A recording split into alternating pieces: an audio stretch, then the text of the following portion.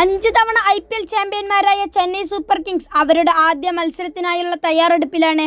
March 30-ന് ഗുവാഹട്ടിയിൽ നടക്കുന്ന മത്സരത്തിൽ രാജസ്ഥാൻ റോയൽസാണ് ചെന്നൈയുടെ എതിരാളികൾ.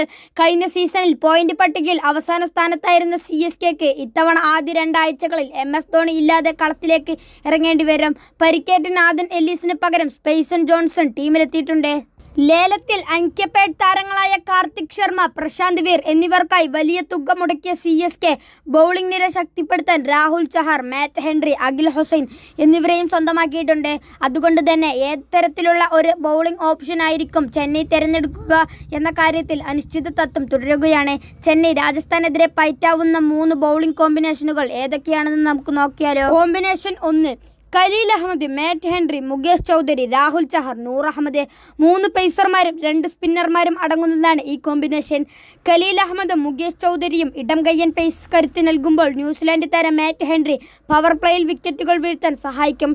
സ്പിന്നറിൽ ലെഗ് സ്പിന്നർ രാഹുൽ ചഹറും കഴിഞ്ഞ സീസണിൽ 24 വിക്കറ്റുകൾ വീഴ്ത്തിയ അഫ്ഗാൻ താരം നൂർ അഹമ്മദും അണിനിരക്കും. കോമ്പിനേഷൻ 2: ഖലീൽ അഹമ്മദ്, അൻഷുൽ കംബോജ്, രാഹുൽ ചഹർ, നൂർ അഹമ്മദ്, അഖിൽ ഹുസൈൻ. സ്പിൻ മുൻഗണന നൽകുന്ന രീതിയാണിത്. 3 സ്പിന്നർമാരും 2 ഇന്ത്യൻ പേസർമാരുമാണ് ഈ കോമ്പിനേഷനിൽ ഉണ്ടാവുക. മാറ്റ് ഹെൻറിക്ക് പകരം വിൻഡീസ് സ്പിന്നർ അഖിൽ ഹുസൈൻ ടീമിലെത്തും. ഹുസൈൻ വരുന്നതോടെ ടീമിന്റെ ബാറ്റിംഗ് ആഴവും വർദ്ധിക്കും. കഴിഞ്ഞ സീസണിൽ ശ്രദ്ധേയമായ പ്രകടനം നടത്തിയ അൻഷുൽ കംബോജുമായിരിക്കും ഖലീലിന്റെ പേസ് പങ്കാളി.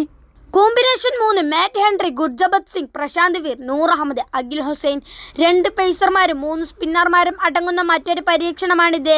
പരുക്കുമാറിയെത്തുന്ന ഇടം കയ്യൻ പേസർ ഗുർജബത് സിംഗും മാറ്റ് ഹെൻറിയും പേസ് നിര നയിക്കും. സ്പിൻ വിഭാഗത്തിൽ നൂർ അഹമ്മദിനും ഹുസൈനുമൊപ്പം ലേലത്തിലെ വമ്പൻ തുകക്കാരനായ പ്രശാന്ത് വീർ കൂടിയെത്തും. ബാറ്റിങ്ങിലും ബൗളിങ്ങിലും ഒരുപോലെ തിളങ്ങാൻ ശേഷിയുള്ള താരമാണ് പ്രശാന്ത്.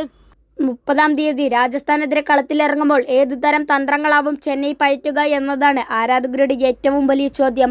മഹേന്ദ്ര സിംഗ് ധോണിയുടെ അഭാവത്തിൽ സഞ്ജു തന്നെയായിരിക്കും കീപ്പിംഗ് പൊസിഷനിൽ ഉണ്ടാവുക. തൻ്റെ മുൻ ടീമിനെതിരെ കളിക്കുമ്പോൾ സഞ്ജുവിൻ്റെ അനുഭവ സമ്പത്ത് CSKക്ക് വലിയ ഗുണം ചെയ്യും.